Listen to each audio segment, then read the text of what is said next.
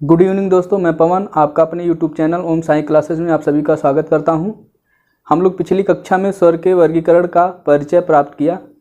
इसी के क्रम में हम लोग व्यंजन के बारे में या व्यंजन का वर्गीकरण किस प्रकार किया गया है, आइए उसके बारे में हम लोग जान लेते हैं। वर्गीकरण के आधार पर जो है व्यंजनों को कितने भागों में बांटा गया है, तो आइए देखते हैं का वर्गीकरण कैसे किया गया है।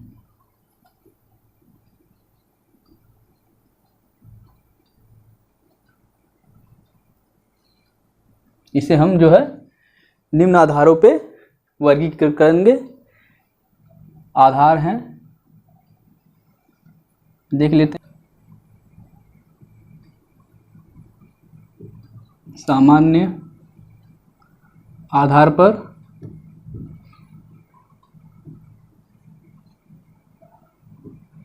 व्यंजनों का वर्गीकरण, व्यंजन का वर्गीकरण। दूसरा है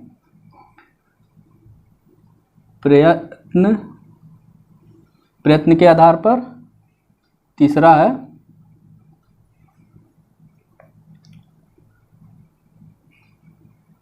प्राण के आधार पर। चौथा है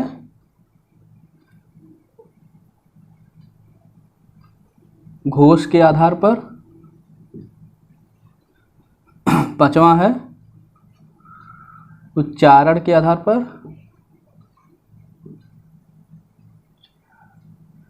पांचवा है उच्चारण के आधार पे। और लास्ट है विशिष्ट वर्ण के आधार पे। विशिष्ट वर्ण के आधार पे। ये लास्ट वाला जो है, इसमें कुछ ऐसे वर्ड हैं जिनके बारे में हम आपको स्पेशली बताएंगे, जो कि ये एग्जाम में विशेषकर पूछा जाता है। तो इसके बारे में हम लास्ट में चर्चा करेंगे। सबसे पहले हम देखते हैं सामान्य आधार पर व्यंजन का वर्गीकरण कैसे किया जाता है। तो आइए देखते हैं। सामान्य आधार पर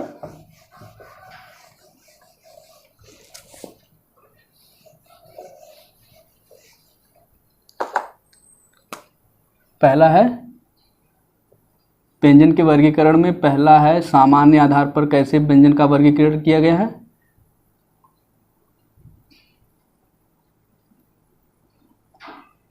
सामान्य के आधार पर इसको हम देखते हैं। तो इसको पहले हम करते हैं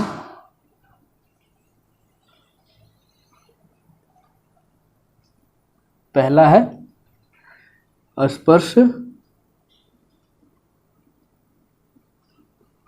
फिर दूसरा है अंतस्थ,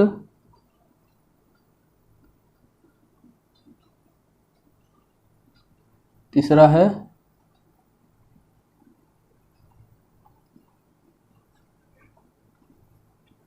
ऊष्म,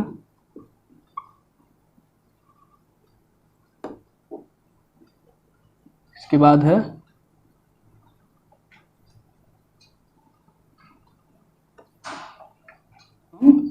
संयुक्त कहते हैं। उसके बाद है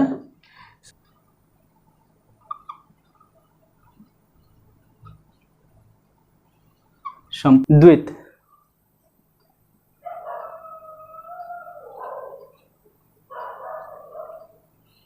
और आखिरी में हमारा अयोगवाह।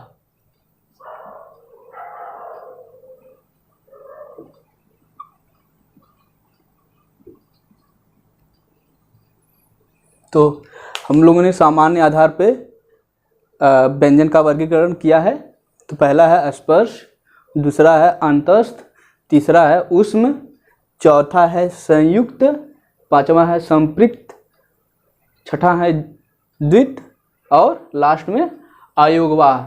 पहले तो हम जान लेते हैं कि इनकी संख्या कितनी कितनी होती है, ठीक है। उसके बाद हम एक एक करके इनके बारे में परिचय आप लोगों को देंगे। तो पहला हम देखते हैं स्पर्श कुल कितने होते हैं, तो 25 होते हैं। अंतस्थ व्यंजन कितने होते हैं, वो कितने होते हैं, 4 होते हैं। और ऊष्म व्यंजन कितने होते हैं? तो 4 होते हैं। संयुक्त व्यंजन भी कितने होते हैं? 4 होते हैं।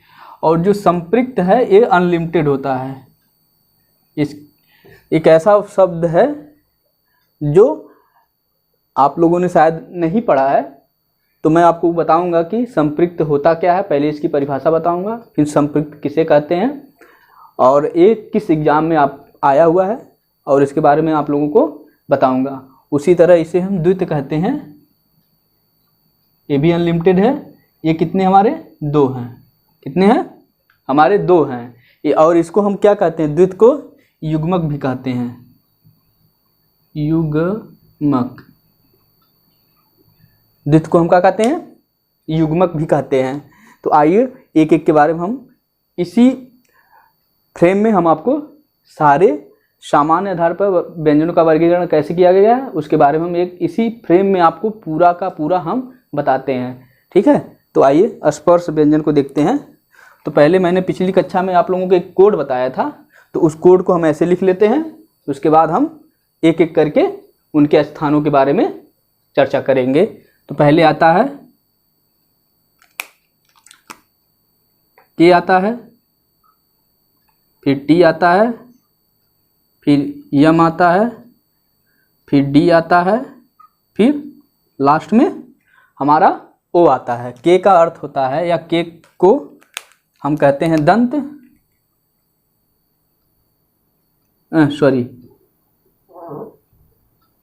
के को हम कहते हैं कंठ, टी को हम कहते हैं तालव्य,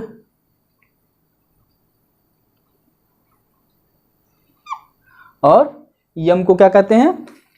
मूर्धा।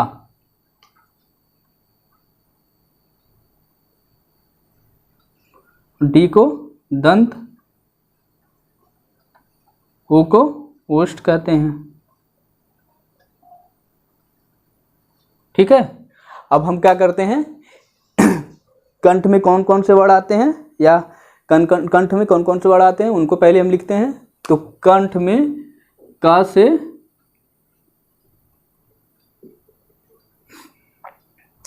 अंगा तक, ठीक। फिर चा से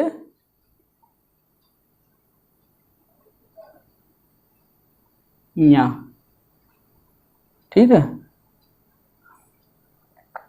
में ट से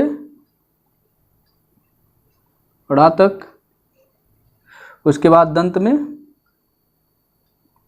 त से न तक, इसके बाद जो है ओष्ठ में प से मा तक, ठीक। का में क ख ग घ अंगा चा छ ज झ या टाटा ड ढ अड़ा, दंत में त थ द ध न, ओष्ठ में प फ ब भ मा। अब आइए हम लोग अंतस्थ में देखते हैं। तो अंतस्थ में या, लिख लेते हैं इसके सामने या,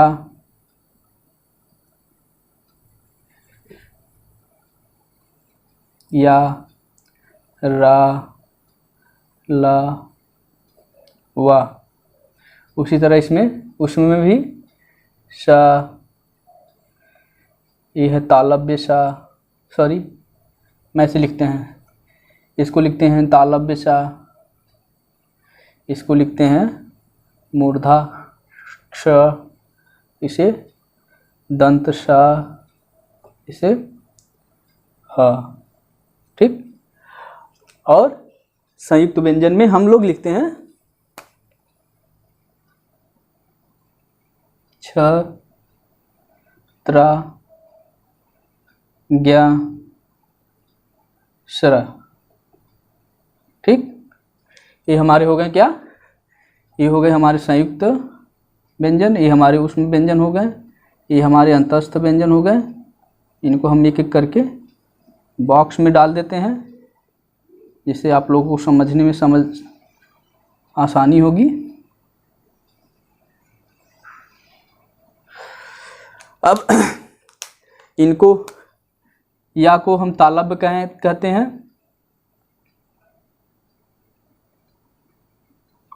यानी कि अगर इन्हों या और दंत तालव्य सा को जोड़ दिया गया तो इसे हम क्या कहते हैं, इनको हम तालव्य सा कहते हैं। ठीक है, इनके सामने हो गया, ये हमारा क्या है, मूर्धा, इसको हम एक तरफ लिख लेते हैं। ठीक, और उसी तरह हमारा ये क्या है, दंत है, तो इसको एक में कर लेते हैं। ठीक, ये हमारा मूर्धा है, इसको हम मूर्धा लिख लेते हैं। इसको हम दंत लिख लेते हैं। ठीक, इससे हमारा क्या है, आसानी हो गई। या और श किस में है, तालव्य में है, और र और मूर्धा श ये हमारा किस में है, मूर्धा में है, और ये हमारा ल और श ये हमारा किस में है, दंत में है। और जैसा कि आप वा का जब उच्चारण करेंगे तो वा का उच्चारण करते समय ये दांत जो है ओष्ठ से सट जाएगा, स्पर्श करेगा, इसे कहते हैं वा। वा वा का उच्चारण करेंगे तो हमारा जो दांत है वो ओष्ठ पे स्पर्श करेगा या टच होगा, तो उसको हम कहें, इसको नाम देते हैं दंतोष्ठ है। क्या नाम देते हैं, तो इसको हम दंतोष्ठ कहते हैं।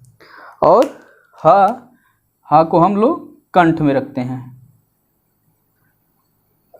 कंठ का उच्चारण या कंठ के बारे में हमने बताया कि कंठ को कैसे परिभाषित करते हैं। तो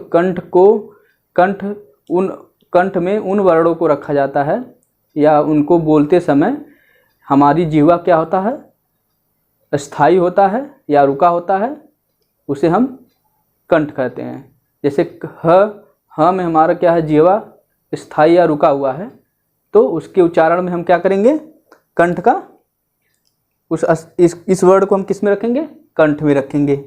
ठीक है, आ जाइए अब संपृक्त के बारे में बताते हैं। संपृक्त क्या होता है, जैसे संपृक्त में जैसे हम लोग एक शब्द लिखते हैं, शब्द लिख लेते हैं।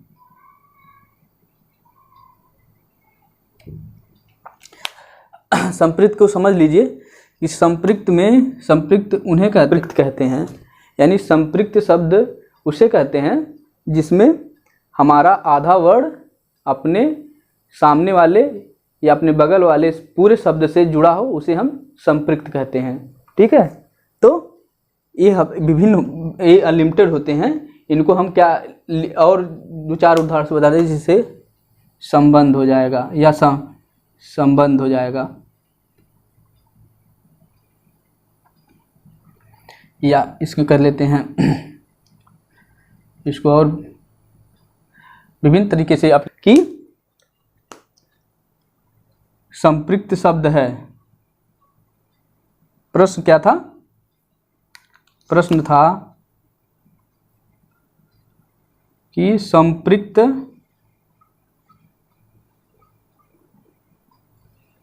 शब्द है। ठीक, ये किसमें आया था, असिस्टेंट प्रोफेसर में पूछा था। तो इसमें दिया था पहला संबल, दूसरा दिया था पक्का, तीसरा दिया था दिल्ली,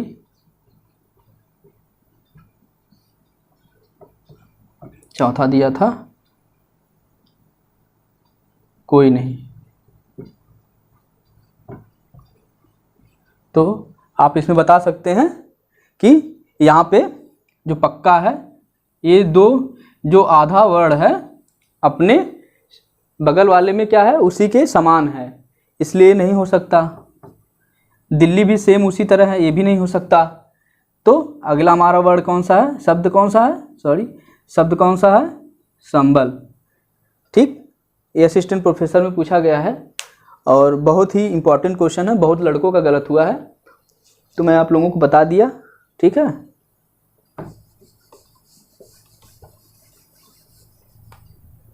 अब आता है द्वित या युग्मक।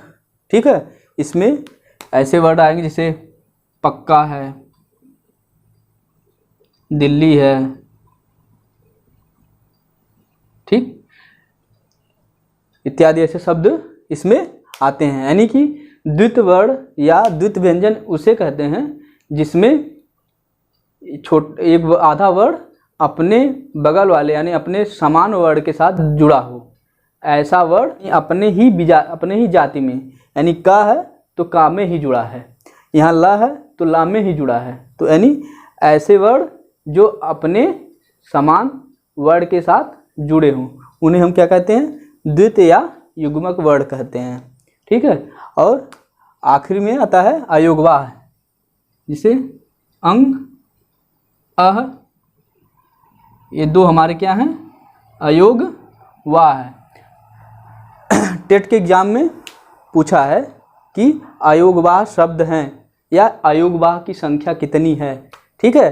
तो अयोगवाह की संख्या कितनी है, तो 2 है। या पूछ दिया गया था अयोगवाह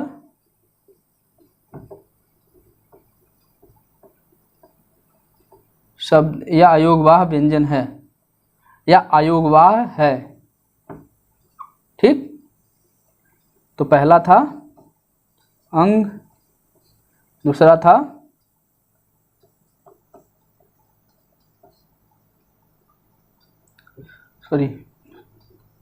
आ, तीसरा था, इसको ले लेते हैं हम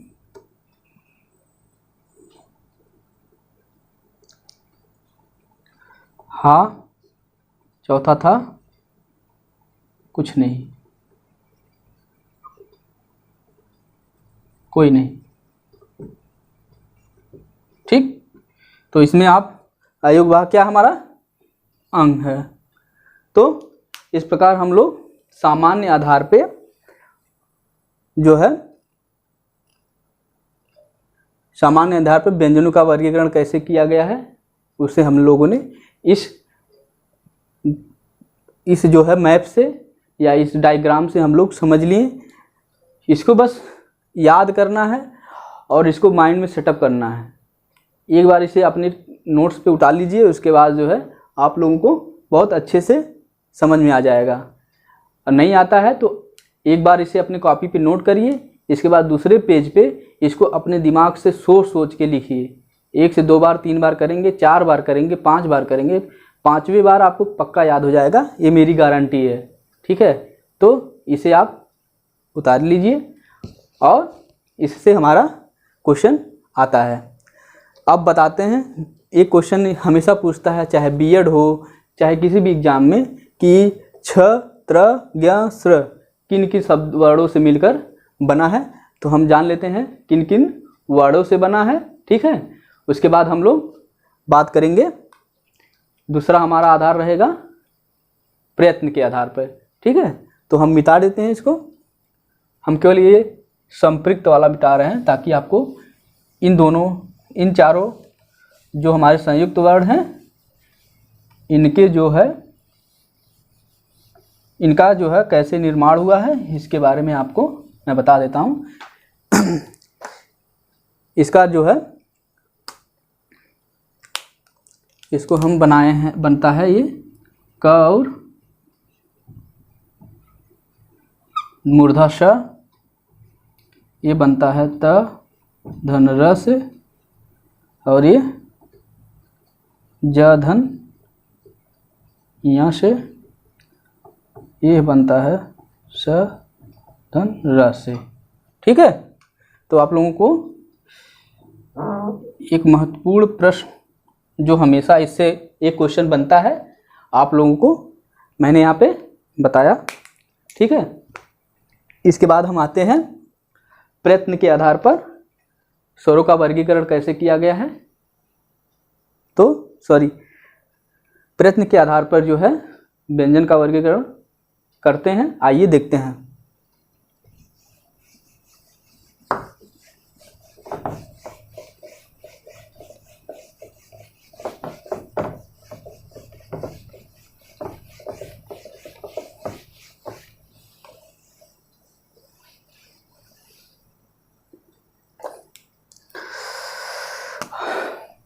व्यंजन का वर्गीकरण में अगला है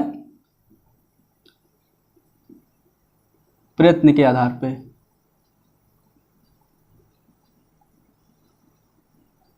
ठीक, आइए हम लोग इसे एक डायग्राम से समझते हैं। ठीक, इसको हम एक डायग्राम से समझते हैं कि कैसे जो है प्रयत्न के आधार पर व्यंजन का वर्गीकरण किया जाता है। तो पहला हम आते हैं स्पर्श पे,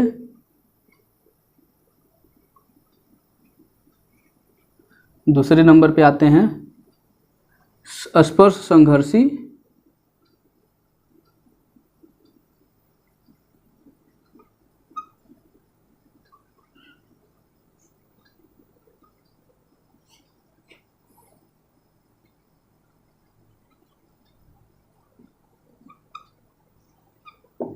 चौथा है तीसरा है संघर्षी,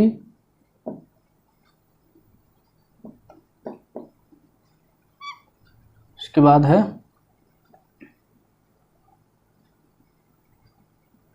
संघर्षी,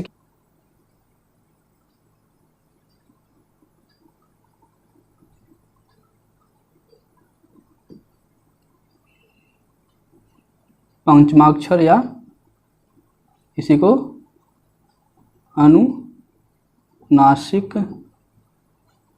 कहते हैं। इसके बाद आता है अगला लुंठित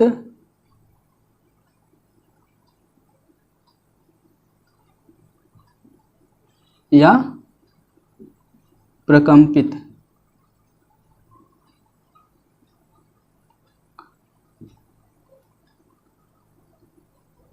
ठीक है, इसमें कौन कौन से वर्ड आएंगे? इसमें इसको जो है लुंठित या पार्श्विक,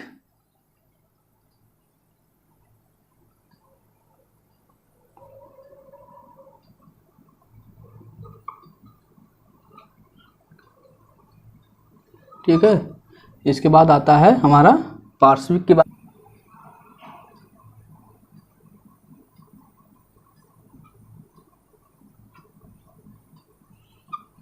ठीक, और आखिरी में आता है अर्धस्वर।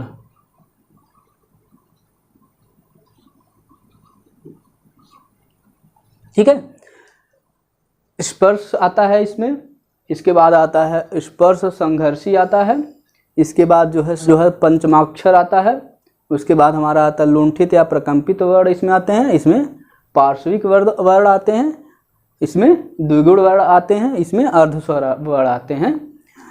एग्जाम में हमेशा पूछा जाता है कि पार्श्विक वर्ड हैं और इसके जो है द्विगुण के बारे में कभी कभी पूछा जाता है कि द्विगुण वर्ड हैं। द्विगुण को कई नामों से जाना जाता है, इसको द्विगुण कहते हैं, इसको जो है द्विज कहते हैं, इसको जो है उत्क्षिप्त कहते हैं, इसको उश्रित कहते हैं, इसे जो है आधुनिक वर्ड कहते हैं, इसे नवीन वर्ड कहते हैं। ठीक है, इन्हें हम तमाम वर्डों नामों से जानते हैं। अभी इसको हम स्पेशल लेके इनके नामों के बारे में हम आपको चर्चा करेंगे। ठीक है, तो आइए हम एक एक करके इनको जो है फ्रेमिंग करते हैं। ठीक है, और जानने की कोशिश करते हैं कि कौन कौन वर्ड किस में आते हैं। ठीक है, और बहुत ही एग्जाम के दृष्टिकोण से बहुत इम्पॉर्टेंट है, ये वेरी वेरी इम्पॉर्टेंट है। ठीक है, वेरी वेरी इम्पॉर्टेंट है। ये हमेशा यहाँ से क्वेश्चन बनता है और विद्यार्थी हमारे क्या करते हैं, यहाँ से बेचारे इस भ्रम में हो जाते हैं कि पार्श्विक पहली बार सुनते हैं, लुंठित या प्रकंपित वर्ड पहली बार सुनते हैं, द्विगुण वर्ड पहली बार सुनते हैं। द्विगुण के कम से कम 10 नाम हैं। ठीक है, कम से कम 10 नाम हैं और उस नाम के आने से लोगों को भ्रम हो जाता है। इसलिए इसको मैं स्पेशल लूँगा और इसको मैं आपको बताऊंगा कि द्विगुण होता क्या है। ठीक है, तो आइए एक एक करके हम लोग जानते हैं।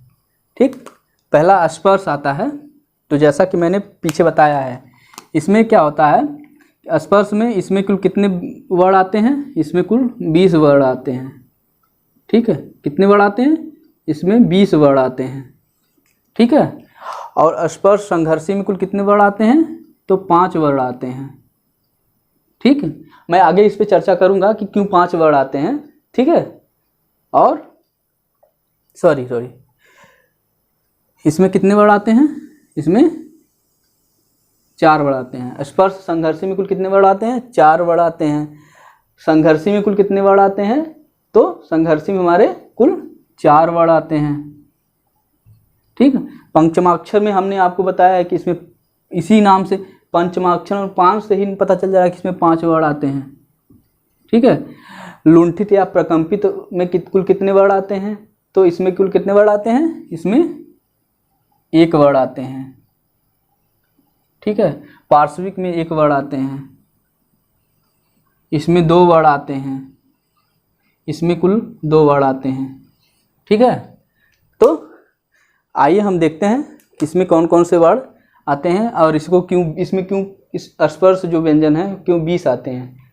तो विद्वानों ने इसको जो है जब वर्गीकरण किया तो इसमें जो है वो 4 स्पर्श के आधार पे इन्होंने केवल 4 स्पर्शों को जो है यहाँ पे रखा, बाकी 5वां जो है इसमें संघर्षी या स्पर्श संघर्षी में रख दिया है। ठीक है, तो आइए देखते हैं इसमें के,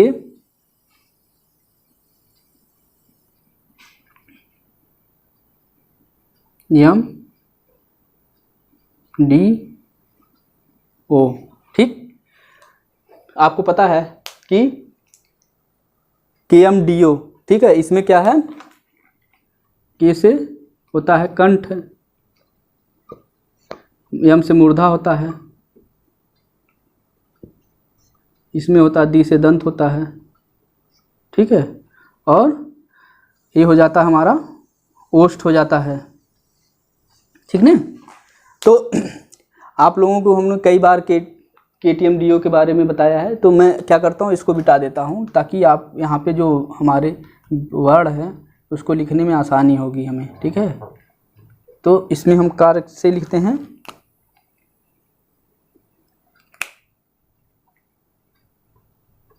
इसमें का से लेके, ठीक, का से हमारा अंगा तक होता है। इसमें च से, इसमें क्या रहेगा हमारा? ट से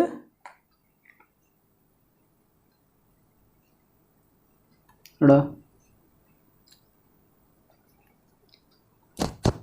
त से न, पा से मा। ठीक, इसमें हमारे कौन कौन से वर्ण आ जाते हैं? हमारे कुल 20 वर्ण आ जाते हैं। ठीक ना? और कौन कौन से? क से अंगा तक, कंठ में का से अंगा तक, मूर्धा में ट से ड़ तक, दंत में त से न तक, अड़ में ओष्ठ में प से मा तक। अब आते हैं हम स्पर्श संघर्षी में। इसमें च से च आता है, छ आता है, च छ, ज आता है, झ। ठीक, इसमें इया को जगह नहीं मिली है। ठीक है, इया को पंचमाक्षर में जगह मिली है। ठीक है, तो हमारे च छ ज झ यानी कि कुल कितने वर्ण आ जाते हैं इसमें? इसमें कुल 4 वर्ण आ जाते हैं। आते हैं हम संघर्षी में कौन कौन वर्ण आते हैं, तो उसको देख लेते हैं। संघर्षी में हमारे इसको बोलते हैं दंत स, सॉरी इसको बोलते हैं तालव्य स, इसको बोलते हैं तालव्य स, इसको बोलते हैं मूर्धा स। ठीक है, इसमें आता है दंत स। ठीक, इसमें आता है हमारा ओष्ठ, ह। ठीक है, तो हमने इसको क्या बताया? इसे बताया तालव्य स। ठीक है, इसको मूर्धा श, इसको दंत स। ये हमारा, इसको हम लोग किस में रखते हैं? कंठ में रखते हैं। ठीक ना? तो ये हमारे हो गए स्पर्श संघर्षी वर्ण कौन कौन से हैं? स, श, स, ह। ठीक है, तो आइए अब हम जानते हैं उसमें, इसमें हम जो जानते हैं पंचमा अक्षर में क्या क्या रखा जाता है। तो पंचमाक्षर में उन वर्णों को रखा जाता है, या पंचमाक्षर में व्यंजन के जो हमारे 25 वर्ण हैं और 5 उच्चारण स्थान हैं, उन 5 उच्चारण स्थानों में जो लास्ट के वर्ण हैं, जैसे क ख ग घ अंगा, जो यहाँ पे हम यहाँ इसमें बाद आ जाता है हमारा च छ ज झ इया, ये यहाँ रख देंगे हम, ठीक।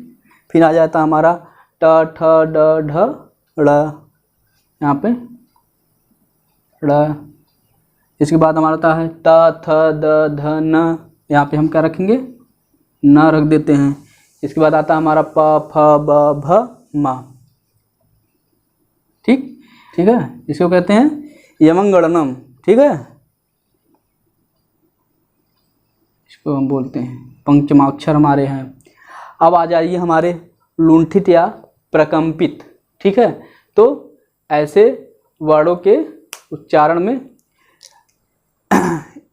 आइए इस पे हम एक बार फिर चर्चा कर लेते हैं कि यमंगणनम में हमारा जो है उच्चारण किससे होता है, नासिका से होता है, ठीक है। तो नासिका से होता है, और ये हमारा कंठ है। तो अगर इसका उच्चारण स्थान पूछा जाएगा तो कंठ नासिका बोलते हैं, इसको क्या बोलते हैं, कंठ नासिका। अगर पूछ दिया एग्जाम में कि यंग, ठीक है, यंगा जो है हमारा यंगा है, इसका जो है उच्चारण स्थान है, तो ऑप्शन में देगा कंठ नासिका, ठीक है।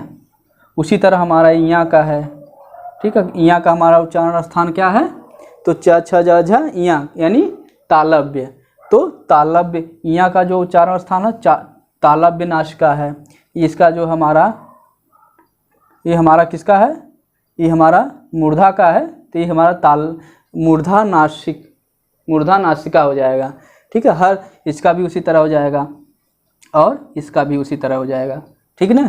तो ये हमारे क्या हो गए, पंचमाक्षर जो है 5 हैं, ठीक है। इनका जो उच्चारण स्थान हम कैसे बोलेंगे, यंगा पूछेगा यंग का तो कंठ नासिका, या का पूछेगा तो तालव्य नासिका, ड़ का पूछेगा तो मूर्धा नासिका, न का पूछेगा तो दंत नासिका, म का पूछेगा तो ओष्ठ नासिका, ठीक है। तो ये हमारे कुछ उच्चारण स्थान हैं जिनको हमने बताया, ठीक है। आइए अब हम लुंठित या प्रकंपित, तो उसमें आता है ल, इसमें कौन सा वर्ड आता है, ल, ठीक है।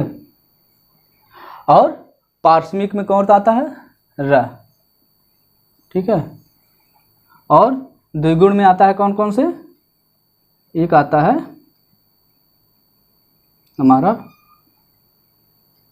एक और ढ, ड़ और ढ, ठीक है, ये हमारा। और इसमें देखिए यहाँ पे र हो गया, सॉरी यहाँ पे ल है, और एक हमारा या, हमारा र है और ल है, तो ठीक है। तो अर्ध स्वर में कौन कौन सा बच रहा है, या और व, ठीक है। या हमारा तालव्य है, व हमारा दंतोष्ठ है, यानी व मतलब दंतोष्ठ वर्ण है, यानी कि व का उच्चारण करते समय हमारा जो दांत है ओष्ठ को स्पर्श करता है, व कहते हैं ना, व। तो उसमें क्या होता है, हमारा जो ओष्ठ दांत है ओष्ठ को स्पर्श करता है, इसलिए इनको दंतोष्ठ कहा गया है। और या का उच्चारण करते समय हमारा जीवा जो है ताल को स्पर्श करता है, इसलिए इसे तालव्य कहा गया है, ठीक है। और र को जो है मूर्धा में रखा गया, और तो इस प्रकार जो है हम लोग इसका, अब इसको आते हैं कि ये द्विगुण यानी कि ऐसा, इसको क्यों द्विगुण बोला गया है, ठीक है। तो इसमें द्विगुण उसे बोलते हैं जिसमें दो भाषाओं का योग हो, यानी दो भाषाओं से जो मिल के बनता है उसे द्विगुण कहते हैं। जिनमें दो भाषाओं का गुण हो उन्हें हम द्विगुण कहते हैं। तो इसमें जो ये नुक्ता है ये हमारा किससे लिया गया है, ये हमारा जो है फारसी से लिया गया है, और ये हमारा जो है हिंदी से लिया गया है। इस नुक्ता हमारा जो है फारसी से लिया गया, बाकी जो हमारे जो है शब्द वर्ड हैं ये हमारे हिंदी के हैं, ठीक ना। यानी कि दो भाषाओं का जहाँ संगम होता है उन्हें हम द्विगुण कहते हैं, या यह कह सकते हैं कि दो भाषाओं के जहाँ गुण मिलते हैं उन्हें हम द्विगुण कहते हैं, ठीक है। तो ये हमारे हो गए अर्धस्वर, ये हमारे हो गए द्विगुण, ये हमारे हो गए पार्श्विक र, लुंठित ल, या हम इसको याद कर सकेंगे ल से लुंठित होता है, ल से जो है लुंठित को हम रख सकते हैं, पार्श्विक होता है, पार्श्विक र होता है, ठीक है। स्पर्श हो गए हमारे 20 हो गए, स्पर्श संघर्षी हमारे कितने हो गए, ये हमारे कितने हो गए, तो 4 स्पर्श संघर्षी हैं, और संघर्षी हमारे कितने हैं, 4 हैं। पंचमाक्षर हमारे कितने हैं, तो हमारे ये 5 हैं। और लुंठित ल, ये हमारे जो है ल हो गए, ये हमारे पार्श्विक र हो गए, ये द्विगुण हो गए, ये अर्धस्वर हो गए, ठीक है। तो हम लोग एक को अच्छे से याद कर लेते हैं कि हमारे 20 हैं, स्पर्श संघर्षी हमारे कितने हैं, 4 हैं, और संघर्षी कुल कितने हैं, तो 4 हैं। पंचमाक्षर 5 है, लुंठित 1 है, पार्श्विक 1 है, द्विगुण 2 हैं, और अर्धस्वर हमारे 2 हैं, ठीक है। तो ये जो चार्ट है इसको अच्छे से अपने कॉपी में उतार लीजिए और इसे कम से कम 2 से 3 बार इसको लिखिए। इसके बाद कोशिश करिए कि ये खुद अपने से लिखें, ठीक है, ताकि ये जो है हमारे माइंड का, जब हम माइंड में रिकॉल करेंगे तो वो चीज़ें हमारे दिमाग में सेट हो जाएंगी, ठीक है। इसको लिखिए, फाड़ के फेंक दीजिए, लिखिए, फाड़ के फेंक दीजिए, लिखिए, फाड़ के फेंक दीजिए। ये तब तक याद करिए जब तक पूरी तरह से आपको दिमाग में सेट ना हो जाए, ठीक है। तो आइए हम लोग इसे मिटाते हैं, और मैंने आपको बताया कि इसके कुल कितने नाम हैं उसके बारे में हम आपको बताते हैं, ठीक है।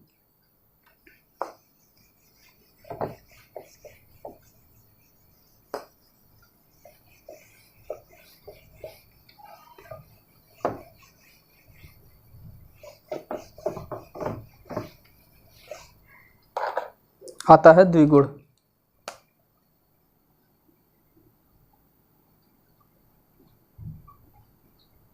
तो द्विगुण को कुल कितने नाम हैं ये जान लेते हैं, ठीक है। इसे हम निम्न नामों से जानते हैं, ठीक है। तो आइए एक एक नाम करते हैं। इसको द्विगुण जानते ही आप, इसे हम द्विगुण कहते हैं,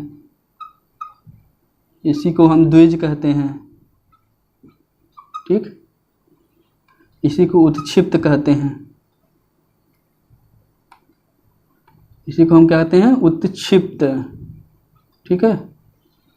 इसी को हम उत्क्षिप्त कहते हैं, इसी को हम क्या कहते हैं, इसको हम क्या कहते हैं, तो इसको हम कहते हैं उत्क्षिप्त,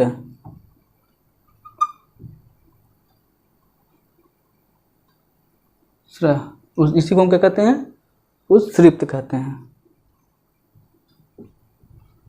ठीक है। उत्क्षिप्त कहते हैं, इसको हम कहते हैं ताड़न जात कहते हैं, जात कहते हैं, ठीक। इसी को हम कहते हैं नवीन, इसको बोल देते हैं ताड़न जात कहते हैं, इसको जो है संकर वर्ण कहते हैं,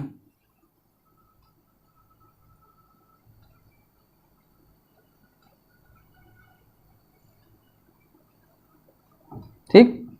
संकर वर्ण कहते हैं इसको, यानी जो संकर वर्ण में इसे हम जहाँ पे 2 भाषाओं के, या इसे 2 भाषाओं के शब्द जब मिलते हैं उन्हें हम संकर वर्ण कहते हैं, ठीक है। हम संकर वर्ण आके आप लोग पढ़ेंगे, तो जहाँ पे 2 भाषाएं आपस में क्या होती हैं, जुड़ती हैं, उन्हें हम क्या कहते हैं, संकर वर्ण कहते हैं, ठीक है। इसी को हम कहते हैं आधुनिक वर्ण कहते हैं, वर्ण कहते हैं। इसको हम नवीन वर्ण कहते हैं, ठीक ना। तो ये हमारे कुल इतने नाम हैं। तो एग्ज़ाम में हमेशा पूछता है, और सबसे इम्पॉर्टेंट है हमारा है ये 2 हमेशा पूछता है, ठीक है। एग्ज़ाम में ये दोनों हमेशा आपके इसी से क्वेश्चन बनते हैं। कभी कभी ताड़न शब्द भी, ताड़नजात शब्द वर्ड पूछ देता है कि ताड़नजात वर्ड है, यानी सॉरी ताड़नजात वर्ड है।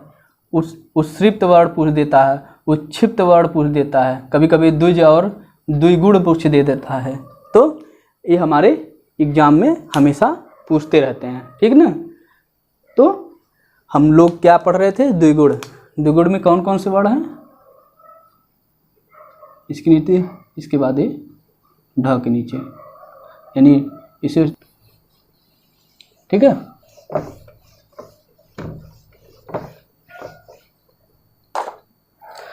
इस प्रकार हम लोग जो है व्यंजन का वर्गीकरण कर रहे थे, जिसमें हम लोग सामान्य आधार पर और प्रयत्न के आधार पर हम लोगों ने व्यंजन का वर्गीकरण किया गया, कैसे किया गया उसके बारे में हम लोग जान गए, ठीक है। अब अगली कक्षा में या अगले क्लास में हम लोग आपको बताएंगे कि प्राण के आधार पर और घोष के आधार पे। अगली कक्षा में हम लोग फिर से चर्चा, क्या कौन कौन से टॉपिक पे चर्चा करेंगे, तो वो है प्राण के आधार पे, दूसरा घोष के आधार पे, फिर तीसरे लेक्चर में हम लोग उच्चारण स्थान के आधार पे और विशिष्ट वर्णों के आधार पर कैसे व्यंजन का वर्गीकरण किया गया उसके बारे में हम चर्चा करेंगे। तब तक के लिए नमस्कार, गुड नाइट।